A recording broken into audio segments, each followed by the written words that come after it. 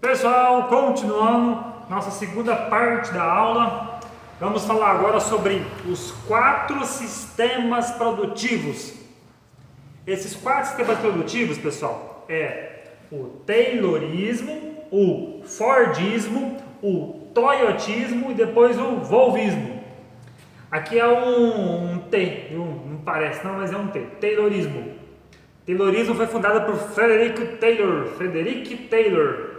Fordismo pelo Ford, o Toyotismo pelo japonês lá, com o nome dele, e o Volvismo também da Suécia, que eu também não lembro o nome dele. Mas todos os 4 sistemas produtivos surgiu dentro de empresas, de indústrias, de fábricas, de automóveis e revolucionou o mundo. Tá certo, pessoal? Esse conteúdo aqui sobre os sistemas produtivos, simplesmente só o mundo inteiro estuda ele. Só isso, só o mundo inteiro. Todo mundo que estuda sociologia, filosofia, antropologia, história, direito, administração, qualquer área da gestão, qualquer área de gestão de pessoas, de finanças, de recursos, enfim, qualquer área de gestão, engenharia também, estuda os 4 sistemas. Peraí que deu zica aqui. Voltando. Qual que é o objetivo? Qual que foi o objetivo desses 4 sistemas? Mais lucro. Esses 4 sistemas nasceu logo depois da segunda Revolução Industrial. Foi por volta de 1900 e pouquinho. 1914 em diante já estava acabando a Revolução Industrial e aí nasceu os 4 sistemas, um depois do outro. Primeiro esse, depois esse. E aí, o objetivo deles era ganhar mais lucro. Lucro, ganhar dinheiro. Porque estava fazendo investimentos em indústrias diferentes, né? Indústria química, indústria siderúrgica, indústria de petróleo, distribuindo energia. Então o objetivo era ganhar dinheiro. E aí a primeira pessoa que criou alguma coisa foi o Frederick Taylor. Quem que é esse cara aqui, ó?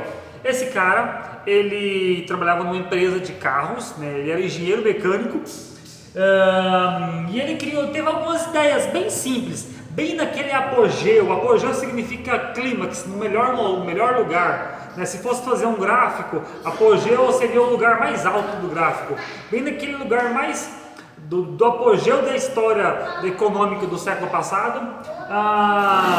Ele teve uma ideia, falou assim: eu posso colaborar com esse sistema, com um novo procedimento, com a nova revolução. E ele teve uma ideia, muito boa inclusive. Primeira ideia dele: divisão do trabalho. Tipo assim, cada um no seu quadrado. Porque antigamente vamos dar um exemplo de uma empresa que fabrica sapato. Era de forma artesanal, né? Tanto não iria ficar nem padronizado, como não conseguiria fazer muitas unidades. O artesanal é a costureira, é o chaveiro, é o cara, é aquele servicinho que ele não consegue repetir 1000 vezes e vai ficar idêntico. Então o sapateiro lá, ele mesmo cortava o couro, ele colava o couro, ele que pregava a sola, fazia tudo. Frederick Taylor falou assim: não dá certo isso aí não. Tem uma ideia melhor. Tive uma ideia. E se a gente dividir o trabalho? Nós botamos um cabra para cortar, um cabra para colar e o outro cabra para pregar a sola. Cada um fazer um negócio. Ele falou: pode ser que dá, né? Vamos tentar? E não é de ver que tentou e deu certo? E de lá para cá isso aqui não parou mais. Então o Taylorismo, se você trabalha hoje numa empresa e você faz um tipo de serviço num setor, e você pega o seu serviço e encaminha para outra pessoa, que a outra pessoa faz o outro serviço e assim por diante, quem teve essa ideia lá no passado, adivinha quem foi? Este cara aqui, ó. Porque quando a gente divide o trabalho, aí o plano 2 aqui, ó, a gente consegue especializar a mão de obra. Uma pessoa que faz 1000 coisas não consegue ser excelente nas 1000 coisas, mas uma pessoa que ele faz só aquilo, que ele estuda aquilo, que ele é acostumado a fazer aquilo, que ele sabe os detalhes daquilo, que ele trabalha em prol daquilo, que ele estuda aquilo, ele vai ficar o cara daquilo. Ele vai se tornar um especialista naquela área. E aí foi a ideia dele, ele falou assim: vamos especializar a mão de obra Vamos pegar um cara, vamos supor que um cara sozinho faz 10 sapatos. Vamos colocar então, sei lá, 3 pessoas. Um só para cortar, um só para colar e o outro para pregar a sola. Uma pessoa sozinha fazia 10 sapatos por dia. E se eu colocar um para fazer cada coisa? Cientificamente é comprovado que quanto mais habilidade, mais perfeito sai e mais rápido sai, porque você vai conquistando a habilidade de fazer mais rápido. Então vamos dizer um exemplo aqui, ó. Se uma pessoa fazia 10 sapatos, se eu colocar um para fazer cada coisa, vai fazer, em vez de ser 30, né, vai fazer 50 sapatos, 60 sapatos. Por quê? Porque cada dia a pessoa está se especializando mais ainda, está pegando macete, está ficando mais fera naquilo. E foi isso que ele falou, ó. Se nós especializarmos a mão de obra, que é o operário, a gente vai conseguir aumentar os lucros. E quando a gente consegue fazer mais com menos, o que é mais com menos? É fazer, por exemplo, mais sapato com menos funcionários, nós vamos ganhar onde? No custo. Depois a gente vai explicar isso em mais detalhes. Mas custo basicamente é assim, ó. Uma pessoa ganha R$100 por dia. E uma pessoa faz 10 sapatos. R$100. Divide por 10. Qual que é o custo da mão de obra? R$10 por sapato. E se a gente colocar 3 pessoas, cada um seu quadrado aqui, ó, especializar esse cara. E aí, em vez de fazer 30 sapatos, que seria, né? Faz 60, faz o dobro. Quanto que vai valer a mão de obra? Vai valer a mão de obra de cada sapato, em vez de R$10, cai para quanto? Cai para 5. E quanto mais a gente for fazer essa análise, mais barato fica e aonde que a gente vai falar no custo. Eu vou falar também na disciplina mais para frente o que é custo, o que é preço. Preço tem um custo aqui, mais a margem. Tem mais coisas embutidas, né? O que mais que ele falou? Ele criou um cargo, pasme, senhoras e senhores, esse cara aqui, ó, o Taylor, criou um cargo que até hoje a gente conhece ele, que é o cargo do gerente. Olha que legal, que cara inteligente, criou o cargo do gerente. Mas o gerente, ele tinha as atribuições igual ele tem hoje? Não. Sabe com qual finalidade que ele criou o gerente das empresas? Ele criou o gerente, número 4 aqui, ó, para a missão dele era ensinar. Era como se fosse um professor. Entrava operários novos na fábrica e o gerente tinha a missão de ensinar. O único na indústria, na época de Taylor, o único na indústria que conhecia todo o processo era o gerente.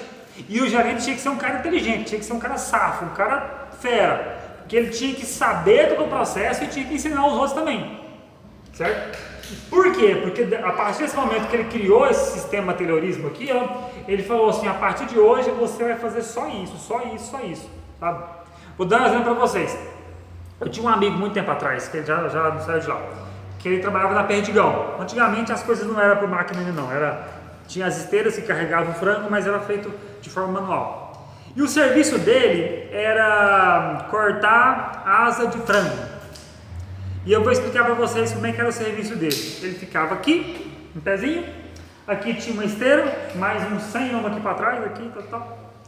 E aí a esteira vinha, trazia um frango. Ele pegava a faca, cortava a asinha do frango. Ele empurrava o frango lá para outra esteira, de lá, e empurrava a asinha para a esteira de cá. Aí depois vinha outro frango.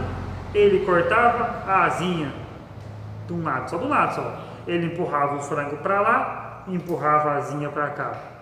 No terceiro frango, ele também cortava e empurrava o frango e vinha a asinha.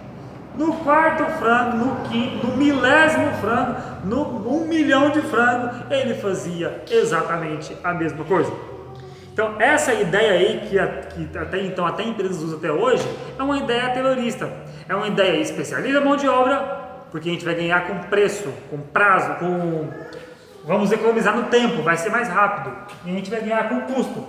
E se a gente especializar a mão de obra, vai errar menos, vai ficar melhor, vai ter um padrão de qualidade acima, certo? E esse gerente aqui, ó, lá no passado, a missão dele era conhecer o bagulho todo e ensinar. O cara tinha que ser bom para ensinar. O que mais?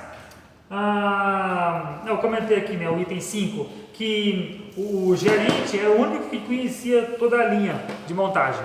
Inclusive, nesse slide que eu mandei para vocês aí, tem até um charge fazendo uma crítica, né? Que é um velhinho na fábrica, numa esteira, e um menino novo trabalhando, né?